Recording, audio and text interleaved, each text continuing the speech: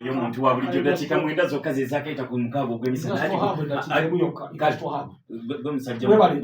bana Kadafi Industrial Hub eno bagenda ne bagamba ati ssente nyingi zigenze mu State House.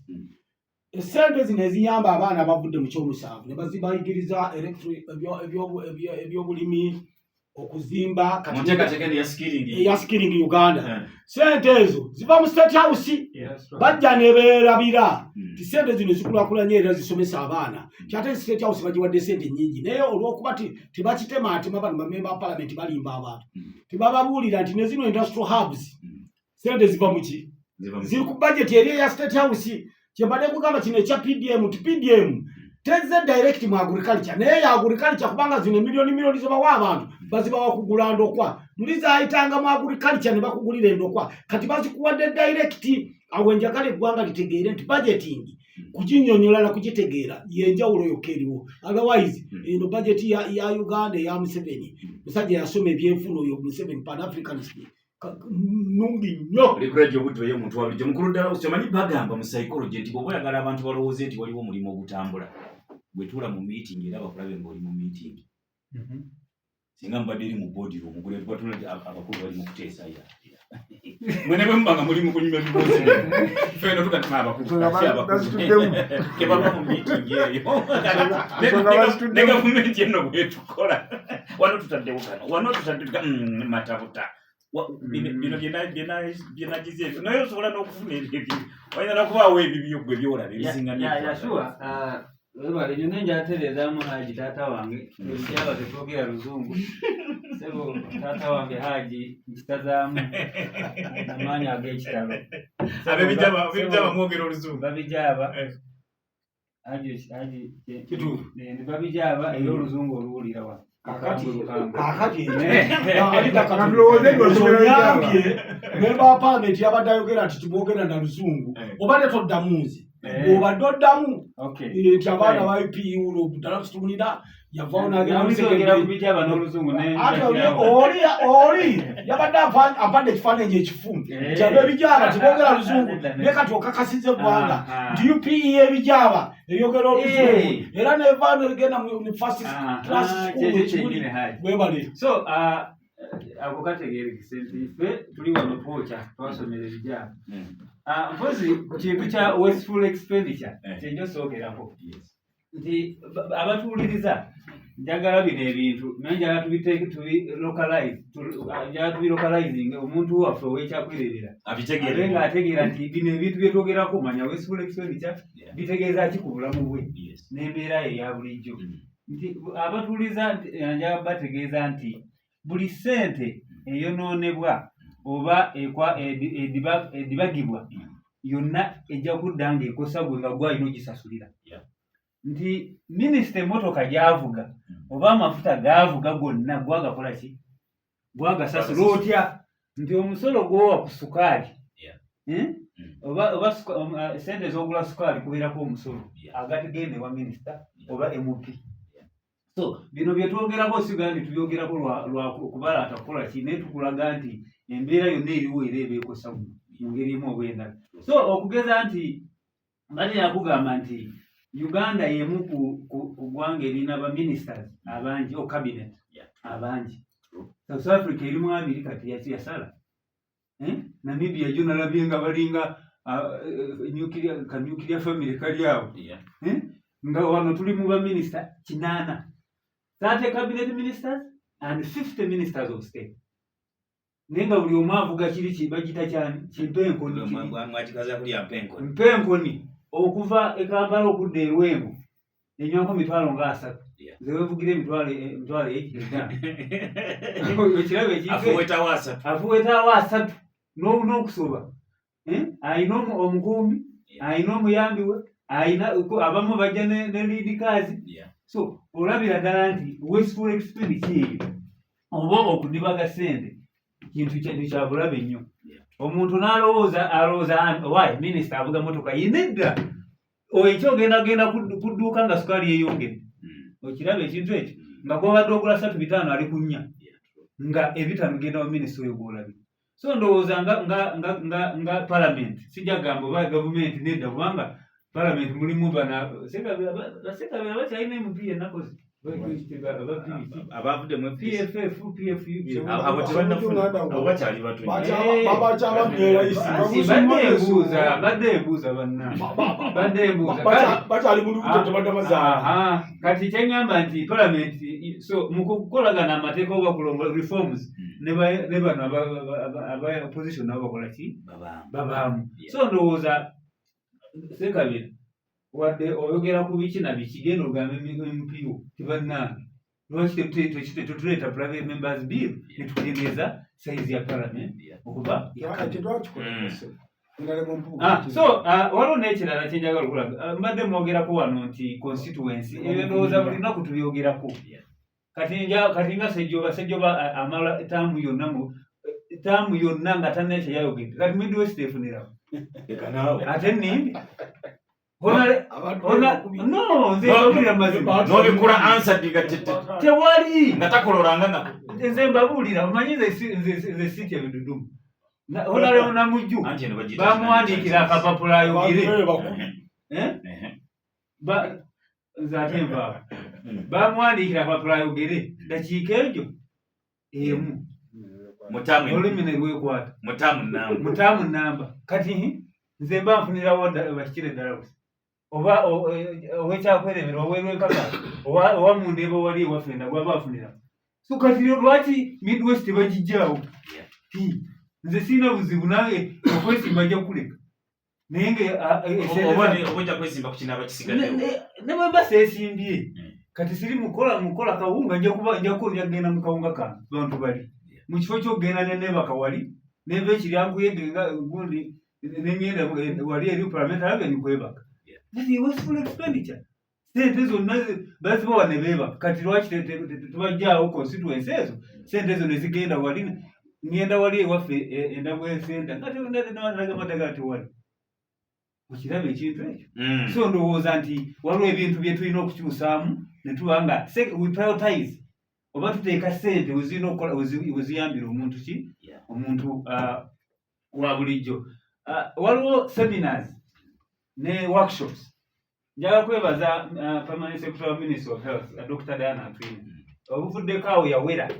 nti takyayagala workshop oba okukuŋŋaanira awantu bw'oba mwogera ku bintu manya ate biki nedda bwe banga mwagala kwogera ku malwaliro g'e Masaka oba mugende ku ddwaliro eddwaliro ly'e Masaka wali balina hall bwemba mugenda training abasawo nti UNICEF oba WHO erese sente za kutraininga basawo aye lwaki mugenda Mariani mugenda mu mahoteli lwaki mugenda mu mahoteli ate no hospital ina hall zibeera ne halls zibeera ne compounds okay lwaki temugenda kudwalira wemba mu training abasawo so I think eyo measure nungi nnyo nti Dr. Diana Atwine yawa directive nti workshop and seminars zikoleki ziveewo bwemba mugenda training kulaga abalimi buno bahata ze muyero naye akiwulire asisantara sisi wawa nawe noli bwe tuba tugenda tukutraininga ba RDC oba RCC nedda tugende ku ofisi ya RDC wetuba tuba orientingira capacity building lwaki tugenda wali ku kiwoteri ekya miliyoni ebisatu tusasure mu tutraininge tuorientinge ba RCC ne RDC no that is wasteful expenditure ekiraba so we can use that money okukola ekintu ekyamagezi mbadde nva mubende ku makyokuli naye ka stretch okuva baviro basamwe ka stretch kalimu aganya ezesooka zange ziweddewo naye sente ze bayimupi bali abe bakazani badde zikolaka kubu nedda obulungi nga ntwala kasonibwa okyuli ekintu ekyo so kangenda ku kintu kya corruption munansonyiwa nenze mpa example abantu ze balabiraku katono nnyo awo wovudde ssebo wali mu budgeti egenda okukolewa okuva wali munyendo mpaka viira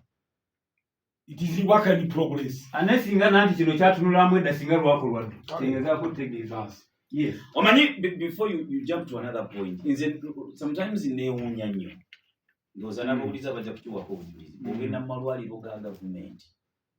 after 40 years ku budget eno gye mwewaana nti budget envelope ezeegejja over the years nga mukyalina ebizimbe bya Amini n'Obote n'obutanda bwe nga mulina wadi namba mu Masaka Regional Referral Hospital y'abakyala mu bazaalira nga ya mulembe gwa Amini. I really don't understand it. Kati kyovola banange ngamba mbasitegera kyemukola olaba mbadde kati haji kyovola banze nesimbawo ko okitegeera nesimbawo bano bagundi bagundi b'NRM ne bagiragira ne banziba ate kankubulire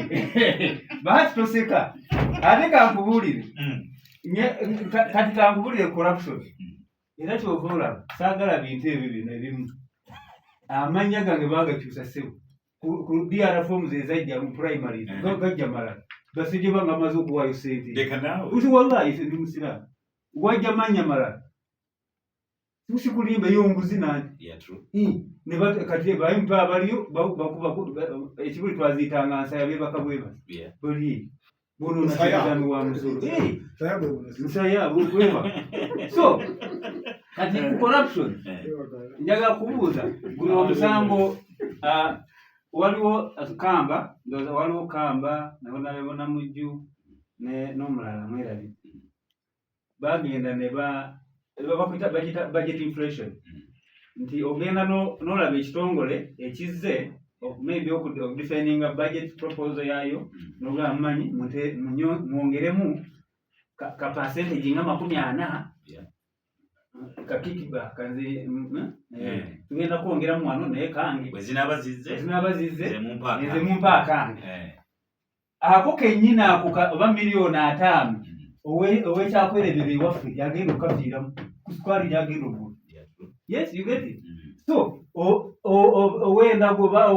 mbiriizi yagenda okafiiramu naye gweokiraba bulabi ku lupapula naye gwanuguno omusango gwalagawo okyabuwulira siri kooti naye okyabuwulira kahayo oba gyeguli mu kooti gutanga kugamba byakusabira byonna abalamuzi sebo bafulumako nebagenda bongera kusoma ayinza okuba omulamuzi yaguliko yafulumamu eyaguliko bamulinza akomere. So enguzi eno kati ndi ku nguzi ogiraba bwetukosa ffenna amafuta genvuze okuva emubendo okujja wano osanga namugyu yagali yes bakano kakikibaka kebamu oba omuntu yenna obutanda nga 10 mu ddwaliro bonna bwagenda eno manya sente kugamba bintu bino corruption is bad ate eddira muntu wa bulijjo okiwula ekintu ekyo tuze tulaba ebintu bingi nga amabaati ga Northern Uganda Karamoja naye eri muno Karamoja in Eastern Karamoja North-Eastern and Eastern. Yeah. Karamoja is North-Eastern and Eastern. Kale tugende mbase bagitege nti muloza mwaka gwedde buli omu yabira amabaati agaali gayamba abantu be Karamoja. Nze nakola Karamoja emyezi ebiri nabira tu nakapiripiri Kotido Abim Moroto nali emyezi ne Amudati naye embeera z'abantu si nnungi naye omuntu nga ggwe MP oba minisita wano tuli mu radio tuli mu interview wano siri mu interview so kyayezako ganti nakola emyezi ng'esatu naye embeera z'abantu bw'oziraba n'olaba n'omuntu gwe wadde amabaati ogatwala n'agatwala ku faamu ye awakalaba we kati yatute Paris yatute sente za Paris eza Paris namba kati olanga ewaffe tulina mpumudde Paris kati sebo honarebo Sejjoba yatutte miliyoni za 10 era tugenda zimubana bwe tukitegeera Sejjoba tujatuwa ane kugamba I'm just saying if we confirm I say it is rumored and if we confirm so bwe tukikakasa kibyankuyege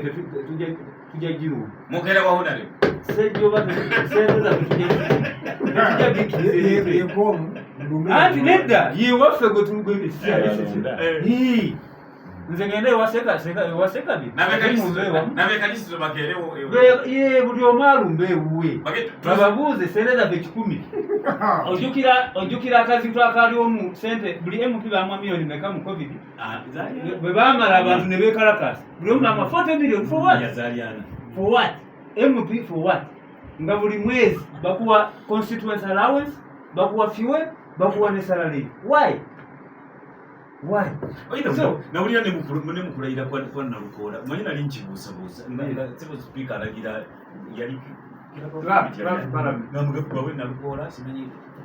privileges zona za inufuna including the car. I said what? Ono musajja musala gwagenda okutegukula motoka. Ogamba speaker motoka baba lukola bamuwa alaba manyo obudde bwange kati bahati batambo kwogera tete atana yogera tomuwaire kati kyengezaako okugamba nti the amendment waliwo amendment zetwetaaga for example kati tubuzaayo emyezi emeka ekisanja kiggwe niyo omuntu bagenda kukwata mu emyezi 2 za mmotoka waliwo ebintu byolaba nga kale agivugemu akabanga kano ate n'oli bw'aba ng'akomyewo era bamwongere meka bazimuwadde bakubagenda siri sure anti nze siri sure bamuwadde kati emyezi 6 ekisanja ekirala kijje era bamwongere milioni meka milioni 4 enda kuzikola kizimba eddwaliro mutegeera so embeera eyo the amendments oba reforms zetulina okukola ki okutunulamu kozi kangende kukaca natural resource njagala kuwa abantu ekintu ekiri okumpi wano Luweera kati ndowooza okuvanga Lukaya okumalayo wali otwala eddakika ngaaga lwoba obuntu obwo olulimi lwonna okutereeza okuliwo naye ngaebyo byonna kwonoona Luweera nti kati era nze natuukawo nenseka nime abantu bakola this is nonsense tubone kye bakola olaba ng'olutindo lwe Entebbe Express luli eri babuyita lwani olwo waliwo olutindo awo olutindo waliwo awo yes naye bw'olaba Luweera kati weeri kubanga side ne side wonna kati gayina kuba soon very soon nti okuzimba manya bataddemu kolansi n'ebiki tebigenda kukola very soon kubanga bawoononye Luweera yina yeetaaga flyover era nkubulira mazima nti era nze ntera okuseka buli December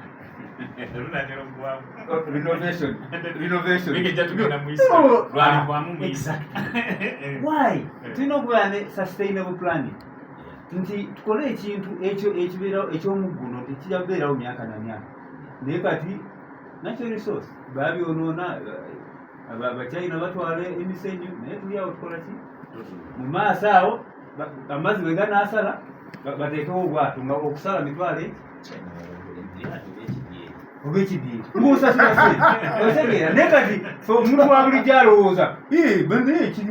kiryoke kati buli wamu omanyi ekintu kyo kyoyogerako ndowooza gwali mwaka guwedde nali nva Kampala nali mu takisi nefuluma mu paaka saawa emu baali baziina kusaala maganya saawa emu yakawungeezi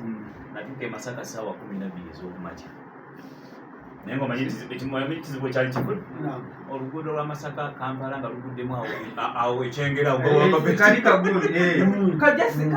naye omanyi bu bypass obuli awoawo obwali busobola okuwanirira gundi naye nga abapulaningire eggwanga bali mu ntebe beewuuba ngusimu emavubu gange benkoni bambala amatayi babano bambadde saati za yero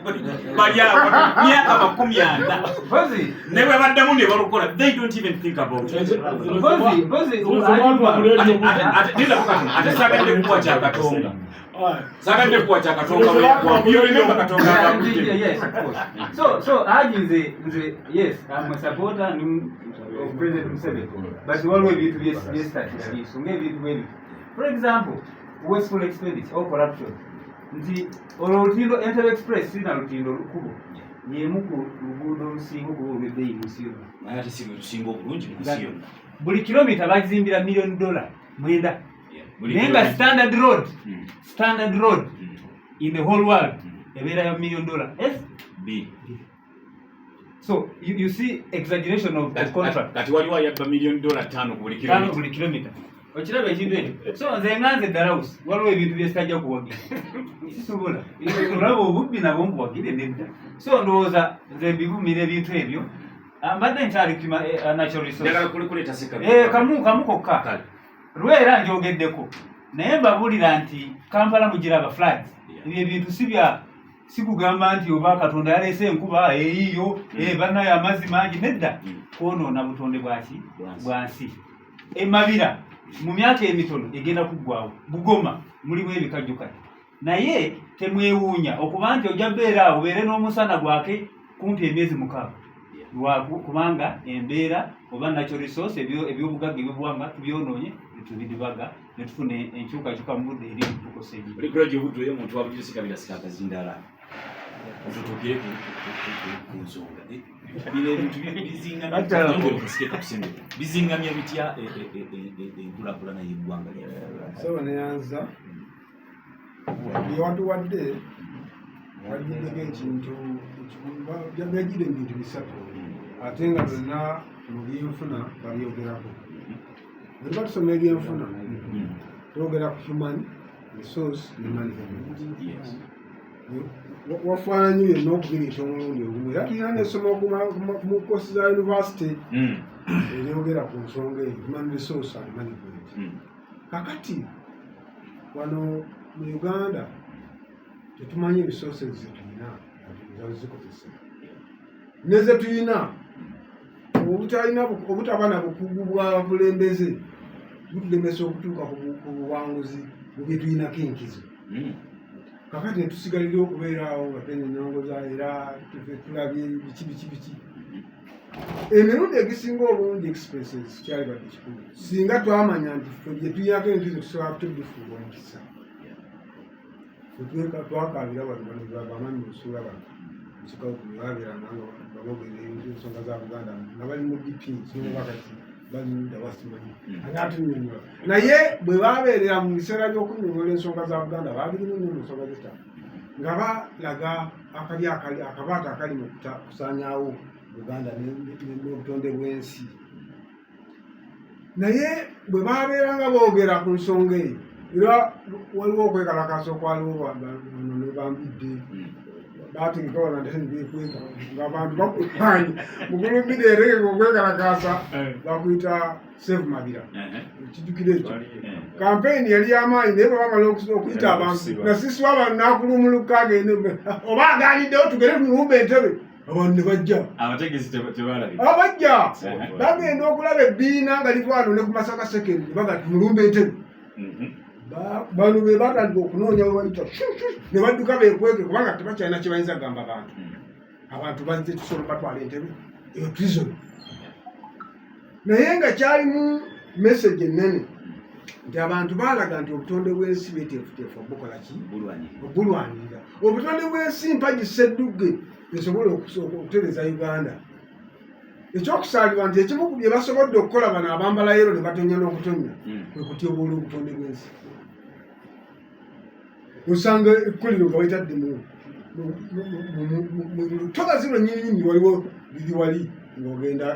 kule Kampala Road awo ng'oyise omaze okuyita ebitende awo batadde mu lutobazi wakati ne baliwo omuzaawo naye basanga eyo tulwanira obutonde bw'ensi. Mu Lwera eweetaaga okusevinga balinyewo omuceere nabadde ayogera ku luguudo lwe bakakola tunooza myaka 12 luwo omogose kakati nga tumaze okumanya nti n'okutegeera obutegeeza ekigambo bye tulinako nkizo ekyo kiva mu bukulembeze bw'ola funa abakulembeze batuufu tojja kufuna by'olinako nkizo kakati mu expenses zino okusaasanya nti kyalibadde kikulu kubanga tusobola okuyingiza ebintu bingi nga twesigamye ku bye tulinako enkizo kyakusaalirwa kunene mu Uganda bye tulinako enkizo tukalala bukaluzi maaso.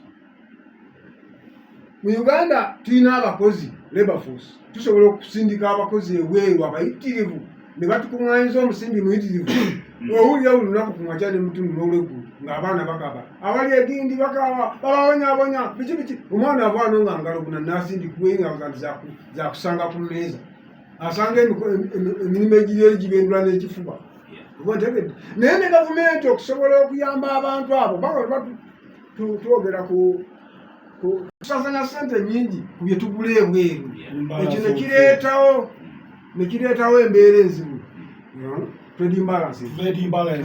deficit. Kakati ekyo kitegeeza ne bwe tunaakola tutya tetujja kufuna kubanga ssente tuzimalira mu kuzisaasaanya na kugizidi kutya bweru wa ggwanga tugula muntu mutu twazibuse tugula motoka tulaba abaana banyakamanyi akanyenya akakadde kadde nkagala abaana bali bajja okunywa ku social media njagala akanyenya akakadde kadde naye akanyenya akakadde kadde tikaali badde kabi nga twefumitiriza mu Uganda waliwo akola ennyonyi bwekyo kitegeeza nti tugenda kukwata sente zaffe tuziweereza wa mubali tugenda kugula emmotoka tugenda kugula ennyonyi tugenda kugula amamotoka tugenda kugula pikipiki tugenda kugula obugaali ku byonna ebigulibwa tetulina kyetukolera wano ekitegeeza tugenda kwavuwala kubanga sente tuzimalira mubali abeeteekateeka kakati eyo visible trade naye waliwo invisible trade feka ennyini nga tudidde abachina netubaleeta bakolengo netuleeta abachina netuleeta abasawo abakugu batuyambeko agaali twadde abaana baffe ne bagenda eri aitha ne bakolerayo oba ne batuwa obukugu netukomawo netwekolera ebyaffe tubaleeta kuva eri tusaasaanya otegedde kati eggwanga linakula litya nga tuli mu mbeera efaanana bweti abantu betulina abali skilled bwe bagenda eri badda mu kusiimula bakadde kusenya bakadde mannyo abaana abasoma obudokita ne bakubuka wano eri batuuka eri nga tebana tebayinza bakozesa ati genda oyoze engoye z'abakadde gavumenti yawantu tesobola kuteekawo kaweefube ayinza kutunda bakoze abo mu mawanga gali netutandika kaweefube ogamba nti tutunda obukugu bwaffe mu Uganda abasawo tubalina abaki akati tugenda kukulaakulana tutya nga tukyali awo omuntu yeerwanako yeka gavumenti n'erindi emubbeko sente ze ekyo kikyali kusoomoozebwa ekyokubiri netugenda mu budget allocation ndiwabadde yogerako akati nsaasira mubaka wa paalamenti nga nebyayisa tamazira kubisoma abiyisize betyebitegete nalimbeddeko mu Uganda ne bamala okuyisa budget abantu ne beekalakasa nga tabeekalakasa ababaka wa paalamenti ate abagiyisa abalina okugiyisa yali badde asimba ekkuuli nga bajeti baganyako birowoozo kubanga bagimaze bamwadde bajeti framework paper bino biki bye baleese bino proposal kakati budget proposal bagireese oli agirinze biyiseewo byonna awuliddeyo kamu akalipidde agenze kwekalakaasa mukulembeze aye netubakubira n'enduulu saabinge wano okona lebomathira simpuga nti sente basadde mu bajeti ez'okumuwa ngomboka pame tamanyanga abitegerera ku mawulire mubaka wa paalamenti yafuna naye nga zayita mu bajeti yeji yakolaki gyeyakola akati oyo yayinza okuyamba weyayinza okuyamba nga tonaala kudula ku bino byonna obusobozi bw'abakulembeze betulonda bano jjo bwali kyotiranga bazinagakisaayi ne mukwano gwange oyo bakuba olukungaana makumi alaawo naliwo nagala nti abantu bano bangenda bakasuka kujuza abantu nga lwaki olukungaana babaleetera ebyokunywa bingi naye nga bikasuka kukasuka kulaga nti tebalina adde akatiibwa katonda ke babawa bakasukira bukasukizi nebagwa nabyo emukyere olukungaana lwali lwaki nti bagala kulivayivinga gundi naliwo boyogera ngawe sikola byabufuzi bambulireko mbeerawo naye kyengezaako okulaga nti omukulembeze asobola okuteesa ensonga na fula ya paalamenti n'ennyenge ne zikunkumuka twagala kumugjayo bagamba aveeyo tuleete amanyi okugabula omukyere akugabula tukuwoomerwa genda okunyama balya nebigende bapaki naye onaasobola okwogera oluzungu ne lumuyita ne mu matu oyo yeetaaga okukubako nfuufu oba ntegedde abakulembeze kati bw'oba asobola okuba n'omukulembeze atasobola kutaputa bajeti nakugikubaganyako kufula ya paalamenti kiki kyosuubira okufuna kitegeeza twetaaga bwetaazi Twetaaga bwetaazi bakulembeze batuufu ku nsonga eno. Okumanya nti abantu abasobola okutaputa ebiwandiiko betusindise mu bifo ebiki abagenda okuteekerateekera eggwanga naye abasinga obungi bambi awo tuteekawo mutawana era kyekyavuddeko nekino Mwami Museveni kyayagala kyembadde mpulira kwali mu ntandikwa nti ayagala nnyo abantu abapya baayagala abasobola okuba nga bakyalimu obwakimbuyege nti ajja kuyisaawo ebibye nga tebamanyi bigenda mu maaso. Kakati buli luvannyuma lwakusanga nga kiggwako era n'abadde musumbuavu ng'agudde mu katego ka Mwami Museveni. Mwami Museveni kati musanyufu ky'okola sebo kyayagala mwanyige lwaki walya ssente zaffe oyinza otya okunyigira gawawa nga batamunyigidde kubanga gawayeye ono anyigidde gwe bawadde naye nze kakati bwokwata ssente za ledio n'okwadde emiliyoni 5 nkubuuza nti bamaze kukkiriza nkwata kukwasi kamomeka yeti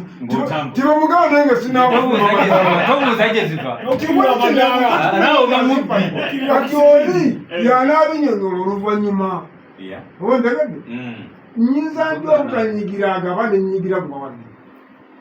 era ensobi yeemu n'aba NUP gye bakola kubona ne bompuuga banyigira afuna tebanyigira agaba tumunyigidde ekyo kyetaaga okuwa obudde obungi ono agaba agenderera ki esente ze tulina ze nnyingi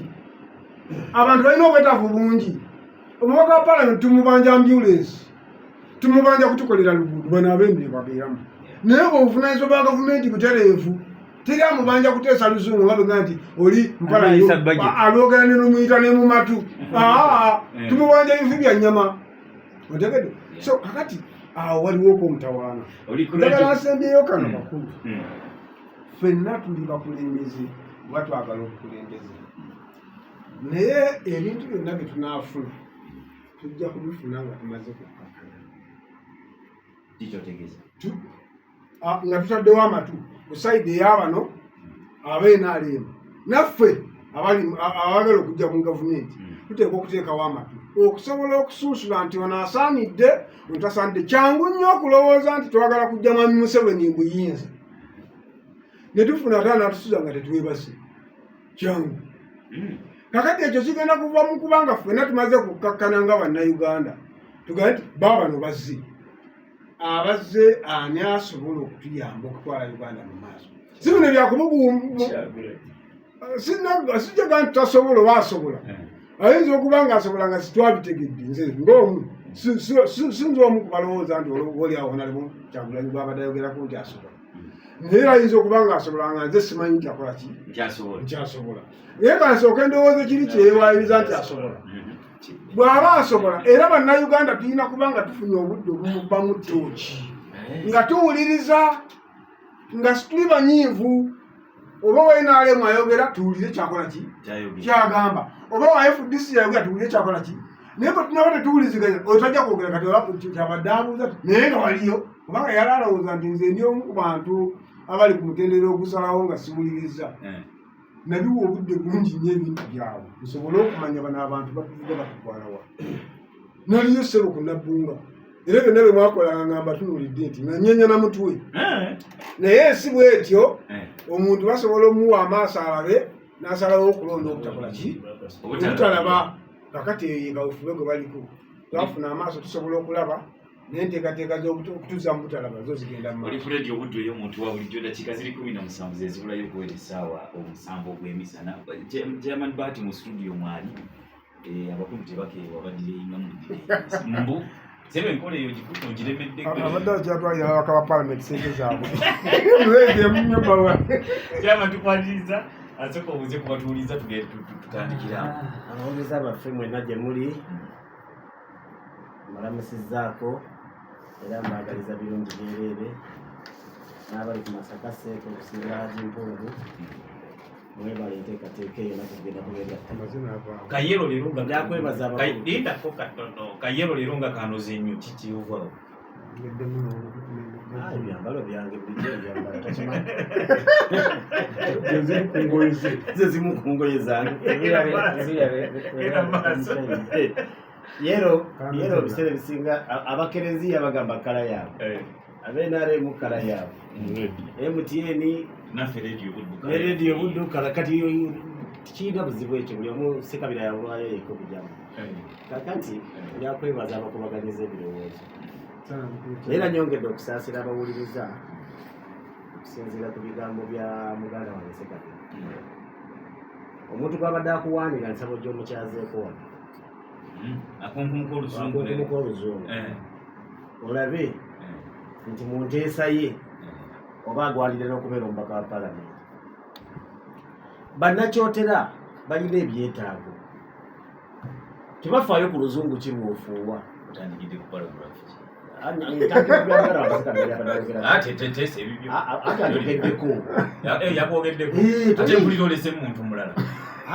anjogeddeko naga atwaliyo simanyi nga tuzina amazina simanyi nga tukola tutya naleeta nti bannakyotera baagala okujjayo afuwa oluzungu neluyita nemumaki nemumatuka nina okutangaaza waawo abantu bafe nekyotera baleme kukola nsobi kati omulamwa Ssekabira yaguvuddeko ogw'olukiiko lw'ekyotera ye naayagala okuyisaawo omuntu we atagasiza bantu b'ekyotera naye nze njagala bannakyotera bennyininyini bebeekubira enduulu nti emyaka 4 gyatukola ki gyatusala tewabalabanga wano nga begayirira kasolo bamuwa n'ebirabo tukwegayirire babikomawo ng'oyo yaliyo gwakugamba kiroza nti mulala yaliyo era yoyo nga bannakyotera bamaze okulabawo we bakolera ki we bakolera ensobi kubanga balaba nga gwe baatuma ate batuma wakiwala atakukiikirira banviiri kakati kubanga yo oli mugenyi ekyotera tabeerayo n'ebizibu byabwe tabimanyi kakati ku nsonga ya bajeti nteekateeka ya ggwanga n'ebirala ebiseera ebisinga obungi abantu banenya pulezidenti Museveni naye pulezidenti Museveni nga yejjeerera dda okusookera ddala yateekawo okulonda naga buli constituency eronde anaagikola ki anaagikiikirira okusinziira ku byetaago byayo oba n'ebyeggwanga kakati bwe bamala okukola ensobi mu kusindika babakiikirira ate nga bamala ekizibu bakiteeka kwani ku pulezidenti Museveni eyo ensobi y'abalonzi eyo pulezidenti abawadde omukisa mulonde omuntu agenda okubakola ki okubakiikirira kakati abamu balonda n'abagenyi nga bayira abeekyotera oli alonda kipande nowakakofiira ono kubanga babitimbye nnyo n'atatunuulira nti ndi mu kitundu ki kirina byetaago ki era gwentuma bimukwatako naye kambuuzemu mukulu Bahati I want us to be honest parliament yene ekyamatalinga if I compare it with the executive ekyamatalinga ku ggwanga lye does this really matter ye asa gyendiko anti ono akugaye nti genda kwotengeza kukulaga nti ono executive akugaye nti mubalonde Ssekabira kyeyabuuza nti ani zino sente zetugamba nti baziwadde ababaka ba palamenti ani yezibawadde nga tetunaako bane zavudde mu palamenti nga sinagenda kutya Ssekabira agambe oweexecutive bw'aba ayagala kuddukanya bubi eggwanga lyaffe palamenti esobola okumuzza ku layini kyengezako oweexecutive tayagala kuddukanya bubi eggwanga lyammwe mmwe kennyini mwe mwatandika okuddukanya obubi eggwanga lyammwe abasaabaze bavuga bubi abasaabaze balina obusobozi obugamba kondakita oba driver nti kino tetukyagala ate nakikola balina obusobozi kubanga genda osome constitution y'eggwanga buyinza buli muki mu bantu be basookerako naddala bulungi nnyo lindako katono ennaku zino wazze tekinologi omuntu ateeka ekintu ku maaso gwati n'alambula ensolo n'ogikwatako n'agikwatako gwati agenda okijjako ng'ensolo teriiwo ng'atudde mu ddiini exactly what you are saying obuyinza power belongs to the people which people which power sokoleke Sejjoba ali mu palamenti yalondebwa nga RCC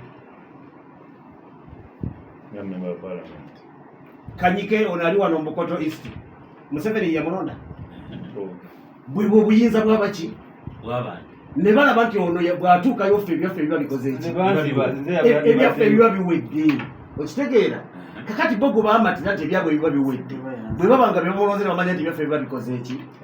biba biwedde tonenya ate gwakolaganye naye kubanga gwakolaganye naye yamanye nti ono abaamulonda bamativu naye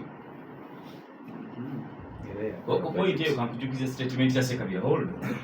yagambye nti President Museveni obobodde wazza abadde akigamba ddala nti President ayagala nnyo ba amateur buli luyingira mu parliament mumuwa abapya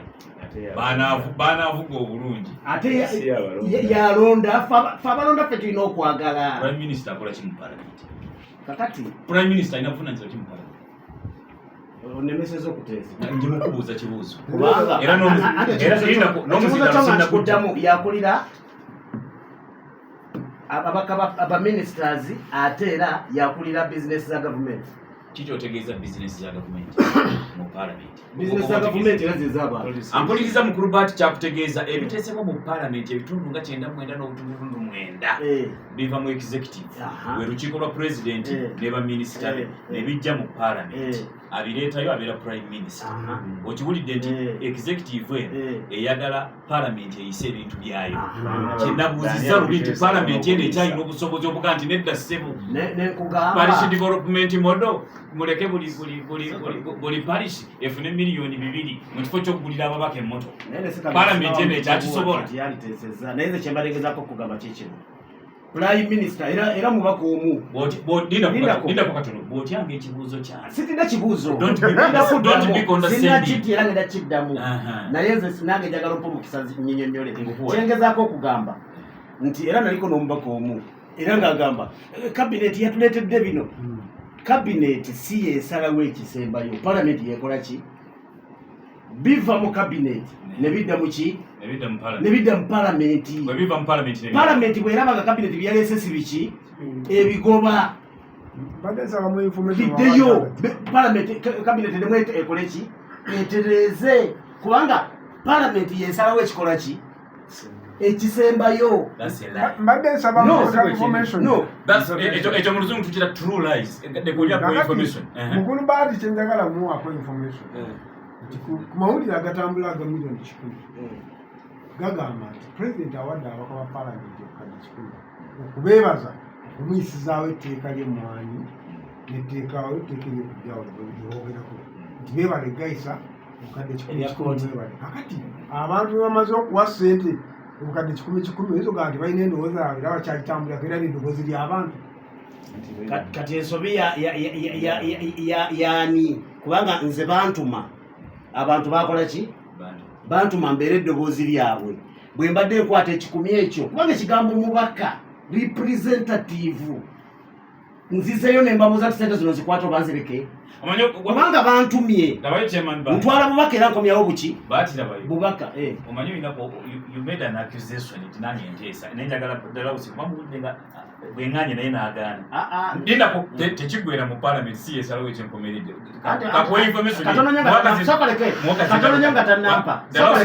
katononyo nga tannampa njagalamu abalowooza nti ampe munyanukule ekitwaza ebya kabineti mu parliament kiki era sokoleke era kyekikubya akalulu ku kiteeso ekiyita mu parliament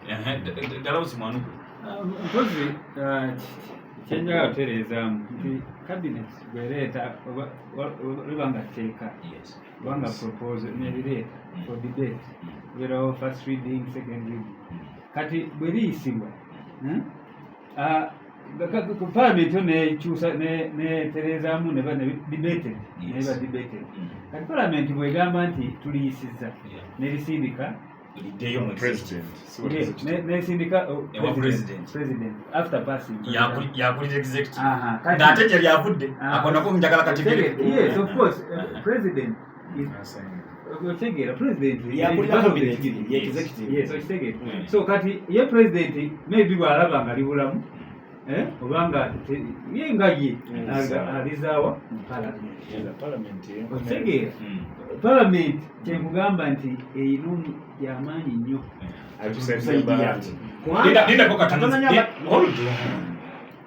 zenkubiriza parliament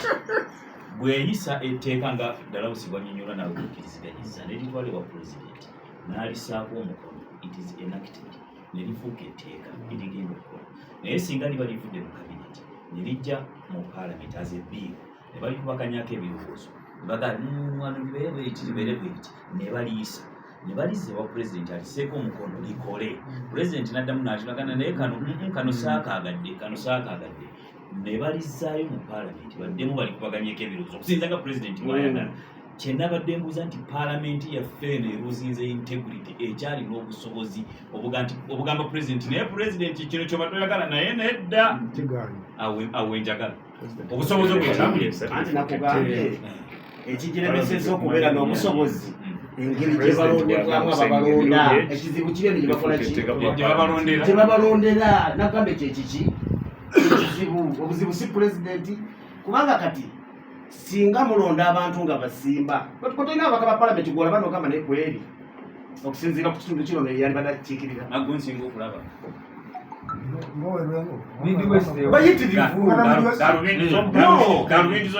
wano waliwo yayasinga n'okubba obusimu yayitawo wano ku kadi yambula tibaliyo eyo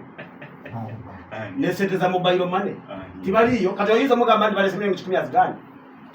oba agambe nti abantu bange tibazaagala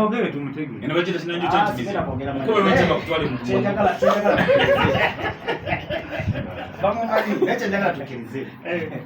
nti ensobi ezisinga eno gye tuva gye zitandikira okukola ki okukola kubanga nti pulezidenti bwaga nti mulonda ababaka baki ba palamenti gwe n'olonda omugenyi nakyogeddeko nolonda omuntu atamanyi bizibu byo ebizibu ebyekitundu kyo naye kennyini nga tebikwatagana nga tali paati ku kitundu okitegeera ate gwe gwokoze eki kati bwatuuka eri gye bagabira ssente bwazirabako ye alina ozaaniriza ekyokubiri ababaka basinga beekiikirira ate batukomawo ne batubuuza sentayi tebabuuza bakomawo nga waliwo ekitesebwa mu palamenti nti batubuuze endowooza kazibere sente ezo omuntu eyali zifunye kyekimuganda ogenda mu kitundu nagamba naye bampa sente bweziti mumpa amagezi nzizeeyo bamuna ekizibu kyozikolamu